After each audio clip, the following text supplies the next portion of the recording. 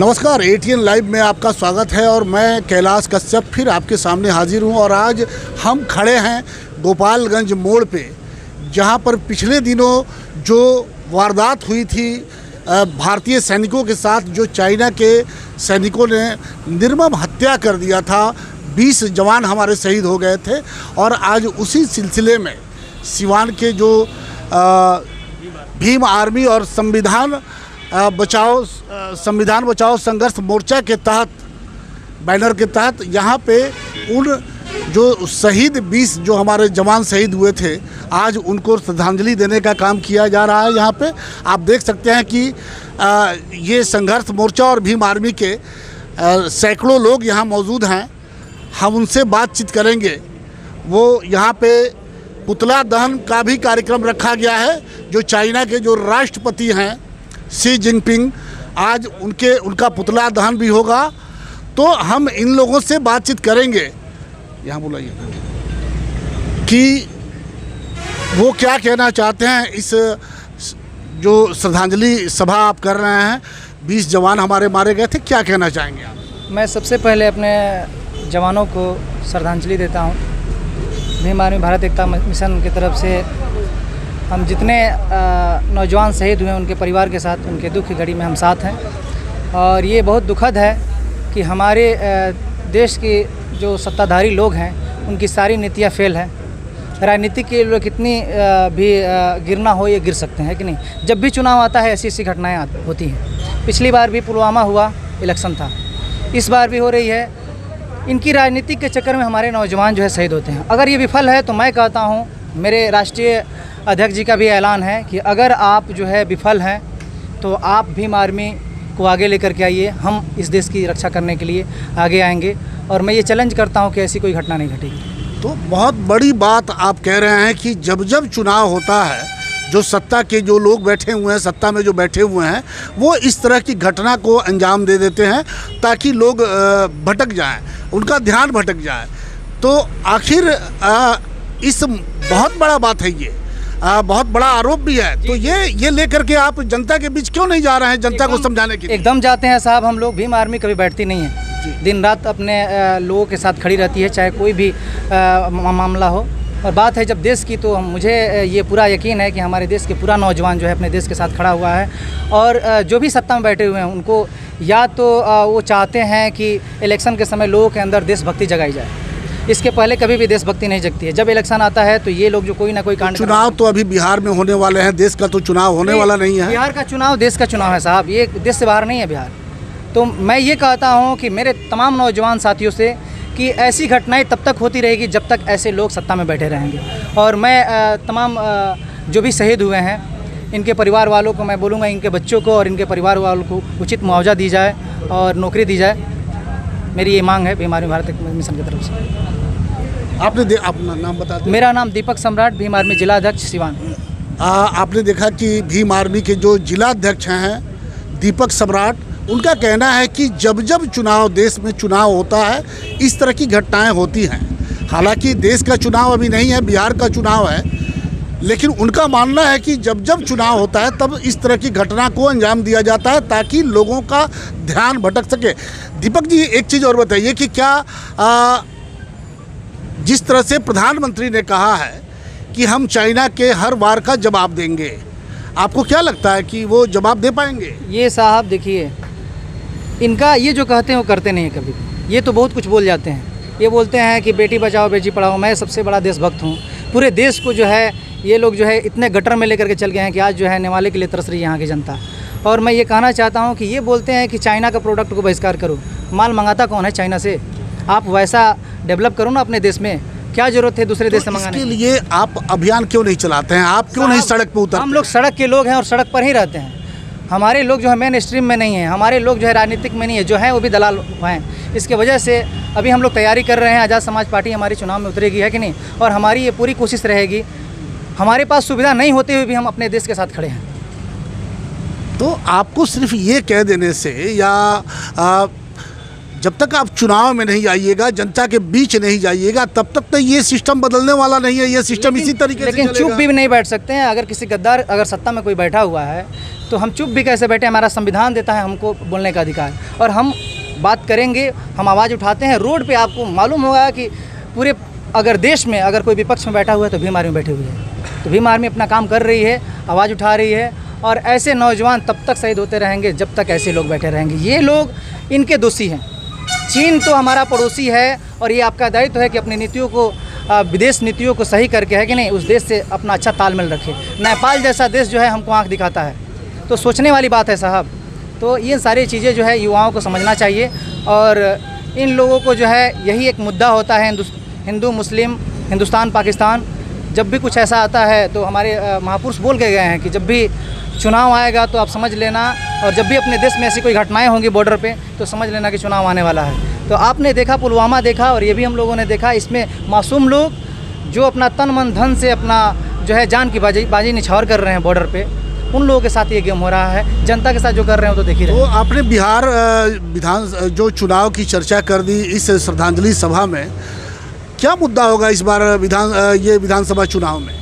देखिए, मुद्दा तो हमारी ज़मीनी होगी, रोटी, कपड़ा, मकान, शिक्षा, स्वास्थ्य, इन्हीं सारी मुद्दों को लेकर के तो हम अभी तो यही हमारे लोगों को नहीं मिला। हम आगे क्या कहें? आगे के लिए तो ये हमें एक बार मौका तो दे करके देखिए जनता यहाँ की, फिर हम लोग बताएंगे कि किस तरह से सरकार तो चलाएगी। आप चुनाव में जब जाएंगे तब ना जनता आपको मौका देगी।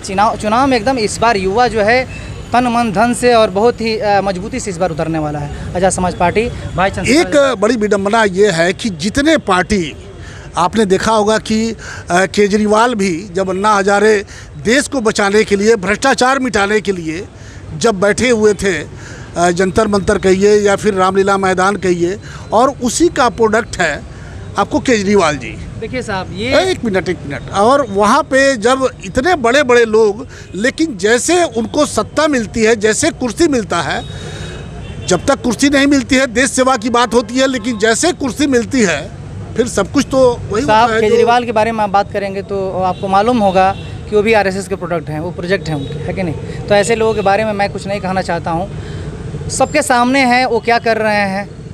आज जो है जब से अभी जो सत्ता में आए हैं दिल्ली में, उसके बाद से क्या बोल रहे हैं? कुछ बोल रहे हैं वो? जिस विचारधारा को लेकर के आप चल रहे हैं, भीम आर्मी आपने बनाया, उसी विचारधारा को लेकर के मायावती भी चलती थी, लेकिन वो सब सिर्फ चुनाव में ही दिखाई देता है। टिकट जब बंटवारे की बात आती है तो मायावती, आपने भी देखा होगा कि मायावती किस तरीके से टिकट बांटती है। देखिए साहब, तो ये फिर जैसे राजनीति में आप आते हैं आपकी विचारधारा बदल जाती है।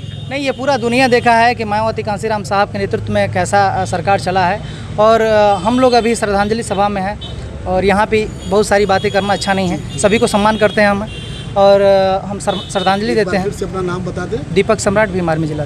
दीपक सम्राट जी से अभी हमारी बातचीत हो रही थी। हालांकि ये जगह राजनीतिक चर्चा के लिए बिल्कुल नहीं है।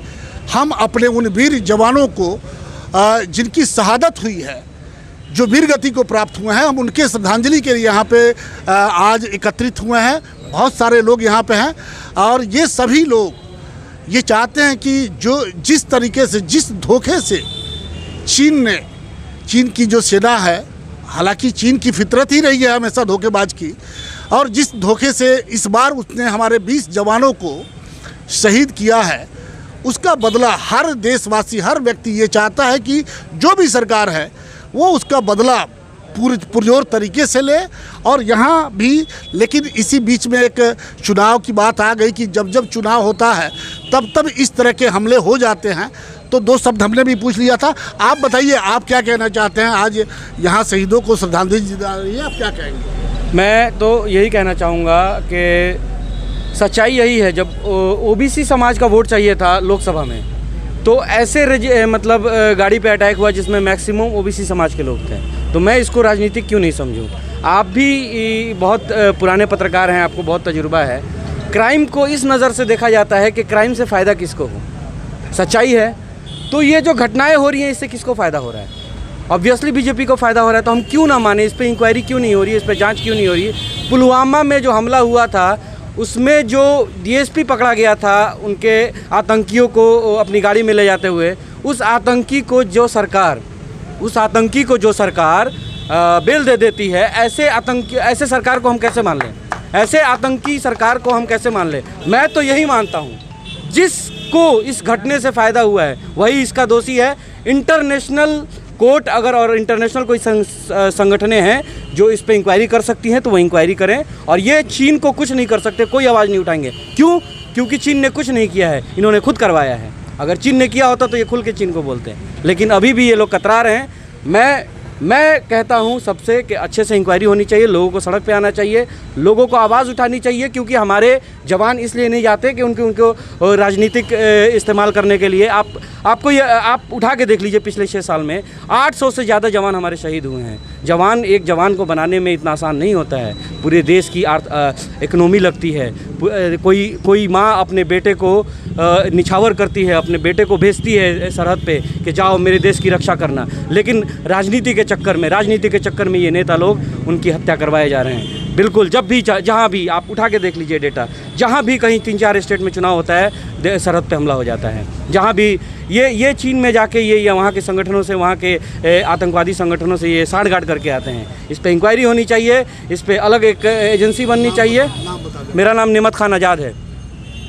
अभी हमसे बात हो रही थी नेमत खान साहब से। तो नेमत जी, एक चीज़ हम आज जानना चाहते हैं कि देश के जो रणबांकुरे हैं हमारे, जो एकदम आपने देखा होगा कि जब इनके पार्थिव शरीर इनके घर आते हैं, उस घर की हालत दिखाई देती है, उसके परिवार के लोग दिखाई देते हैं, और लगता है कि वो एकदम बिल्कुल नीचे स्तर के, बिल्कुल गरीब परिवार से हैं लोग। वो लोग सेना में जाते हैं। कोई भी राजनेता वो ये कहता है कि आप उनसे सवाल जब हम करते हैं कि भाई आप राजनीति में क्यों आना चाहते हैं, तो वो कहते हैं कि देश सेवा के लिए। वो अपने एक बेटे को क्यों नहीं सेना में भेजते हैं? आज तक ऐसा कोई रिकॉर्ड नहीं मिला है कि किसी नेता का बेटा देश सेवा के लिए कम से कम बॉर्डर पे जाए, सेना में भर्ती हो। यह कहते हैं देश सेवा, लेकिन कितने नेता लोग देश सेवा करते हैं ये सबको मालूम है। अगर ऐसा होता तो आज हमारे सड़कों की ये हालत नहीं होती। अरे देश सेवा छोड़ो ना, पहले तुम अपने सड़क की सेवा करो ना। सिवान के सड़कों की हालत देख लो आज।